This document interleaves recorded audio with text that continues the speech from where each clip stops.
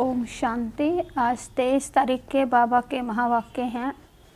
आज बाबा कह रहे हैं कि बच्चे तुम्हें सर्विस का शौक़ होना चाहिए और सर्विस का शौक़ रखने के लिए जितना जितना धारणा बनाएंगे उतना उतना तुमसे सेवा होते जाएगी। धारणा मूर्त आत्माएं और जिनको सर्विस का शौक़ होता है उनके मुख से ज्ञान रतन निकले बिना रहते नहीं हैं। उनकी बुद्धि में नई नई पॉइंट्स भी आती रहती है। नोट्स भी लेते हैं, नोट्स लेके टॉपिक्स निकालते हैं, टॉपिक निकाल कर फिर उस पर पूरा ज्ञान देते हैं। तो इसलिए बाबा कह रहे हैं सर्विस का बहुत शौक़ होना चाहिए। और सर्विस सिर्फ ज्ञान सुनाने की नहीं, यज्ञ की कोई भी प्रकार की सेवा हो उससे हम आत्माओं का भाग्य ही बनता है। तो अपनी दधीची ऋषि मिसल हड्डी हड्डी भी सर्विस में सुहा करनी है। तन की सेवा हो, मन की सेवा हो, धन की सेवा हो, संबंधों की भी सेवा करनी है, संपर्क वालों की भी सेवा करनी है।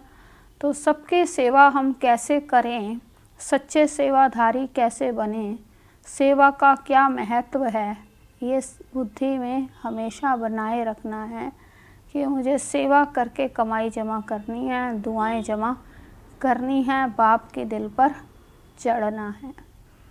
तो आज बाबा सारी मुरली में सेवा के लिए प्रेरणाएं दे रहे हैं विशेष रूप से। तो आज सार है मुरली का, मीठे बच्चे बुद्धि में स्थायी एक बाप की याद रहे तो यह भी अहो सौभाग्य है। बुद्धि में स्थायी एक बाप की याद रहे तो यह भी अहो सौभाग्य है। प्रश्न है, जिन बच्चों को सर्विस का शौक़ होगा उनकी निशानी क्या होगी? उत्तर है, वह मुख से ज्ञान सुनाने बिगर रह नहीं सकते। वह रूहानी सेवा में अपनी हड्डी हड्डी स्वाहा कर देंगे। उन्हें रूहानी नॉलेज सुनाने में बहुत खुशी होगी, खुशी में ही नाचते रहेंगे। वह अपने से बड़ों का रिगार्ड रखेंगे, उनसे सीखते रहेंगे। गीत है, बदल जाए दुनिया ना बदलेंगे हम। ओम शांति। बच्चों ने गीत की 2 लाइन सुनी। ये वायदे का गीत है। जैसे कोई की सगाई होती है तो ये वायदा करते हैं कि स्त्री पुरुष कभी एक दो को छोड़ेंगे नहीं। कोई की आपस में नहीं बनती है तो छोड़ भी देते हैं। यहाँ तुम बच्चे किसके साथ प्रतिज्ञा करते हो? ईश्वर के साथ। जिसके साथ तुम बच्चों की वहाँ सजनियों की सगाई हुई है। परंतु ऐसा जो विश्व का मालिक बनाते हैं उनको भी छोड़ देते हैं। यहाँ तुम बच्चे बैठे हो, तुम जानते हो अभी बेहद का बाप दादा आया कि आया। ये अवस्था जो तुम्हारी यहाँ रहती है वह बाहर सेंटर पर तो रह न सके। यहाँ तुम समझेंगे बाप दादा आया कि आया। बाहर सेंटर पर समझेंगे बाबा की बजाई हुई मुरली आई कि आई। यहाँ और वहाँ में बहुत फ़र्क रहता है क्योंकि यहाँ बेहद के बाप दादा के सन्मुख बैठे हैं। मधुवन घर है, बेहद का घर, तो वहाँ बेहद बाप दादा के सम्मुख बैठे हैं। बाबा ने कहा मधुवन घर और सेंटरों में हर जगह में फ़र्क तो है ना। तो वहाँ कहेंगे मुरली आई कि आई और मधुवन में कहेंगे बाप आया कि आया। तो वहाँ तो सम्मुख नहीं हो, चाहते हैं सम्मुख जाकर मुरली सुने। यहाँ बच्चों की बुद्धि में आया है बाबा आया कि आया। जैसे और सत्संग होते हैं तो वहाँ वो समझेंगे फलाना स्वामी आएगा।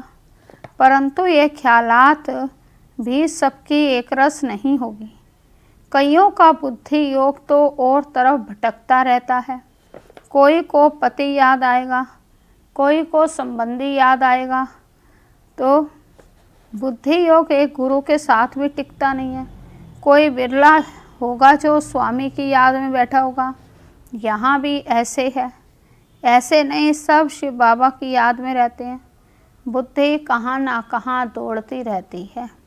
मित्र संबंधी आदि याद आएंगे। सारा समय एक ही शिव बाबा की याद में रहें, फिर तो अहो सौभाग्य। स्थायी याद में कोई विरला रहते हैं। यहाँ बाप के सन्मुख रहने से तो बहुत खुशी होनी चाहिए। अति इंद्रिय सुख गोपी वल्लभ के गोप गोपियों से पूछो, यह यहाँ का ही गाया हुआ है। यहाँ तुम बाप की याद में बैठे हो। जानते हो अभी हम ईश्वर की गोद में हैं, फिर दैवी गोद में होंगे। भल कोई की बुद्धि में सर्विस के ख्यालात भी चलते हैं। इस चित्र में ये करेक्शन करें, लिखें। परंतु अच्छे बच्चे जो होंगे वह समझेंगे अभी तो बाप से ही सुनना है और कोई संकल्प पाने नहीं देंगे। बाप ज्ञान रत्नों से झोली भरने आए हैं, तो बाप से बुद्धि का योग लगाना है। नंबरवार धारणा करने वाले तो होते ही हैं। कोई अच्छी रीति सुनकर धारण करते हैं, कोई कम धारणा करते हैं। बुद्धि योग और तरफ दौड़ता रहेगा तो धारणा नहीं होगी, कच्चे पड़ जाएंगे। एक दो बारी मुरली सुनी, धारणा नहीं हुई तो फिर वह आदत पक्की होती जाएगी। फिर कितना भी सुनता रहेगा, धारणा नहीं होगी। किसको सुना नहीं सकेंगे। जिसको धारणा अच्छी होगी फिर उनको सर्विस का शौक़ भी होगा। तो इसलिए आज बाबा धारणा पर अटेंशन खिंचवा रहे हैं कि धारणा करनी है, ज्ञान सुनने के साथ साथ अटेंशन देना है। मेरे लिए बाबा ने आज क्या कहा, मुझे क्या परिवर्तन लाना है, कौन सी बात को विशेष रूप से धारण करना है। तो धारणा होगी तो सेवा भी होगी। तो सर्विस का शौक़ होगा, उछलता रहेगा, सोचेगा कि जाकर धन दान करूं, क्योंकि यह धन एक बाप के सिवाय तो और कोई के पास है नहीं। बाप यह भी जानते हैं सबको धारणा हो ना सके, सब एक रस ऊंच पद पा नहीं सकते, इसलिए बुद्धि और तरफ भटकती रहती है। भविष्य तकदीर इतनी ऊंची नहीं बनती है। कोई फिर स्थूल सर्विस में अपनी हड्डी हड्डी देते हैं, सबको राजी करते हैं, जैसे भोजन पकाते खिलाते हैं। यह भी तो सब्जेक्ट है ना। जिसको सर्विस का शौक़ होगा वह मुख से कहने बिगर रहेगा नहीं। फिर बाबा देखते भी हैं, देह अभिमानी तो नहीं है, बड़ों का रिगार्ड रखते हैं वह नहीं। बड़े महारथियों का रिगार्ड तो रखना होता है। हाँ, कोई कोई छोटे भी होशियार हो जाते हैं, तो हो सकता है बड़े को उनका रिगार्ड रखना पड़े, क्योंकि बुद्धि उनकी गैलप कर लेती है। तो सर्विस का शौक़ देख बाप तो खुश होगा ना। यह अच्छी सर्विस करेंगे। सारा दिन प्रदर्शनी पर समझाने की प्रैक्टिस करनी चाहिए। प्रजा तो ढेर बनती है ना, और तो कोई उपाय है नहीं। सूर्यवंशी, चंद्रवंशी, राजा रानी, प्रजा, ये सब बनते हैं। तो कितनी सर्विस करनी चाहिए। बच्चों की बुद्धि में तो यह है, अभी हम ब्राह्मण बने हैं, घर गृहस्थ में रहने से हर एक की अवस्था तो अपनी रहती है ना।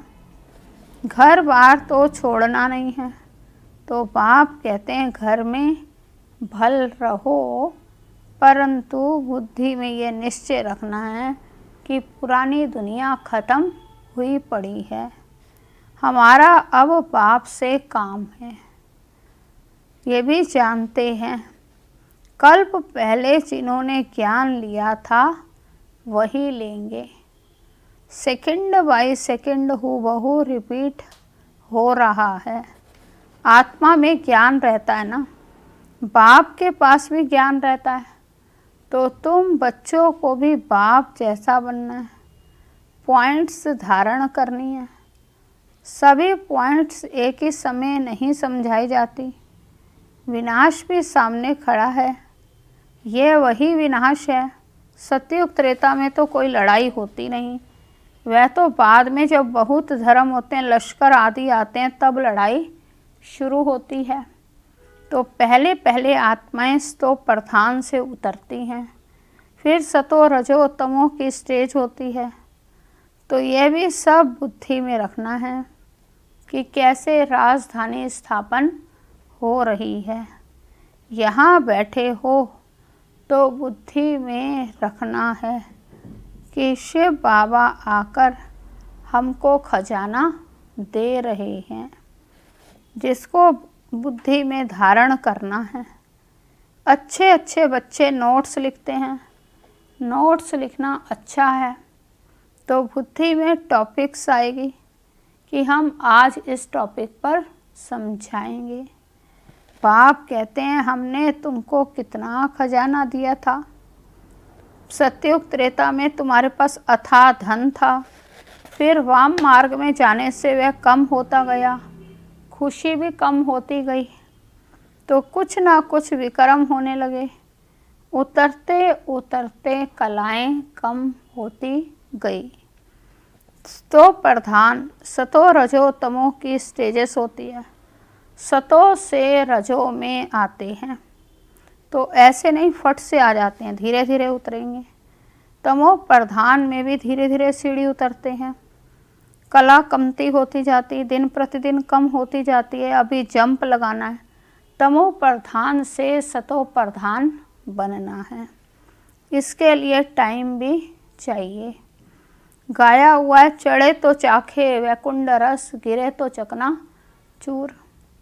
काम की चमाट लगती है तो एकदम चकनाचूर हो जाते हैं, हड्डी हड्डी टूट जाती है। कोई मनुष्य अपना ही जीव घात करते हैं, आत्मघात नहीं जीव घात कहा जाता है। यहाँ तो बाप से वर्षा पाना है, बाप को याद करना है, क्योंकि बाप से बादशाही मिलती है। अपने से पूछना है कि हमने बाप को याद कर भविष्य के लिए कितनी कमाई की। ये अपने आप से पूछना है कि कितना बाप को याद किया और भविष्य के लिए हमारी कितनी कमाई जमा हुई। कितने अंधों की लाठी बना घर घर में पैगाम देना है। ये पुरानी दुनिया बदल रही है, बाप नई दुनिया के लिए राजयोग सिखा रहे हैं।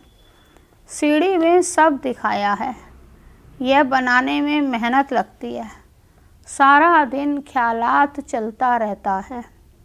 ऐसा सहज बनावें जो कोई भी समझ जाए, सारी दुनिया तो नहीं आएगी। देवी देवता धर्म वाले ही आएंगे, तुम्हारी सर्विस तो बहुत चलनी है। तुम तो जानते हो हमारा ये क्लास कब तक चलेगा, वह तो लाखों वर्ष कल्प की आयु समझते हैं, तो शास्त्र आदि सुनाते ही रहते हैं।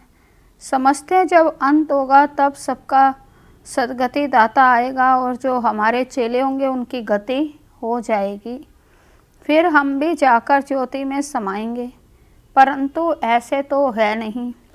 तुम अभी जानते हो कि हम अमर बाप द्वारा सच्चे सच्ची अमर कथा सुन रहे हैं, तो अमर बाप जो कहते हैं वह मानना भी है। सिर्फ कहते हैं मुझे याद करो, पवित्र बनो, नहीं तो सज़ा भी बहुत खानी पड़ेगी, पद भी कम मिलेगा। सर्विस में मेहनत करनी है।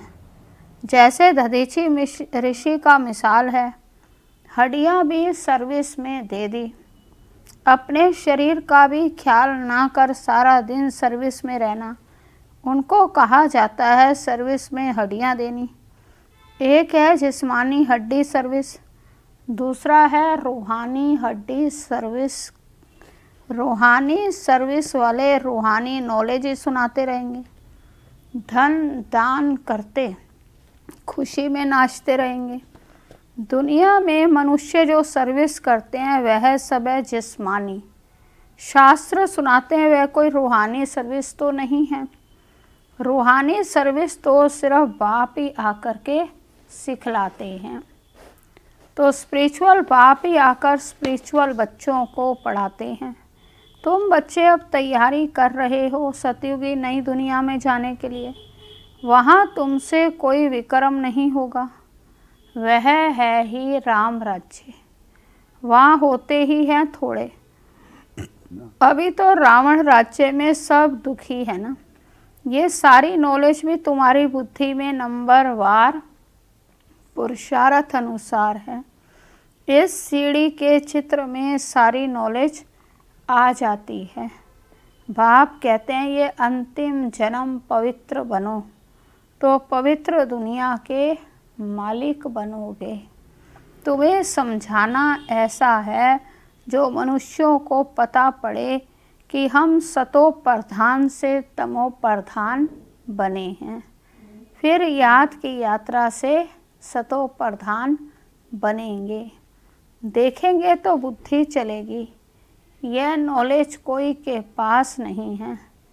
कहेंगे इस सीढ़ी में और धर्मों का समाचार कहाँ है? वह फिर इस गोले में लिखा हुआ है। वह नई दुनिया में तो आते नहीं, उनको शांति मिलती है। भारतवासी ही स्वर्ग में थे ना। बाप भी भारत में आकर राजयोग सिखाते हैं, इसलिए भारत का प्राचीन योग सब चाहते हैं। इन चित्रों से वह खुद भी समझ जाएंगे। बरोबर नई दुनिया में सिर्फ भारत ही था। अपने धर्म को भी समझ जाएंगे। भल क्राइस्ट आया धर्म स्थापन करने। इस समय वह भी तमो प्रधान है। यह रचयिता और रचना की कितनी बड़ी नॉलेज है। तुम कह सकते हो हमको किसी के पैसे की दरकार नहीं है, पैसा हम क्या करेंगे। तुम भी सुनो, दूसरों को भी सुनाओ, ये चित्र आदि छपवाओ। इन चित्रों से काम लेना है। हाल बनाओ जहाँ ये नॉलेज सुनाई जाए। बाकी हम पैसा लेकर क्या करेंगे। तुम्हारे ही घर का कल्याण होता है, तुम सिर्फ प्रबंध करो। तो बहुत आकर कहेंगे रचना रचना की नॉलेज तो बड़ी अच्छी है, ये तो मनुष्यों को ही समझनी है। विलायत वाले ये नॉलेज सुनकर बहुत पसंद करेंगे, बहुत खुश होंगे, समझेंगे हम भी बाप के साथ योग लगाएं तो विक्रम विनाश होंगे। सबको बाप का परिचय देना है। समझ जाएंगे नॉलेज तो गॉड के सिवाय कोई दे नहीं सकता। तो कहते हैं खुदा ने बहिष्ठ स्थापन किया, परंतु वह कैसे आते हैं ये किसी को भी पता नहीं है। तुम्हारी बातें सुनकर खुश होंगे, फिर पुरुषार्थ कर योग सीखेंगे। तमो प्रधान से सतो प्रधान बनने के लिए पुरुषार्थ करेंगे। सर्विस के लिए तो बहुत ख्याल करने चाहिए। भारत में हुनर दिखाएं तब फिर बाबा बाहर में भी भेजेंगे। यह मिशन आ जाएगी।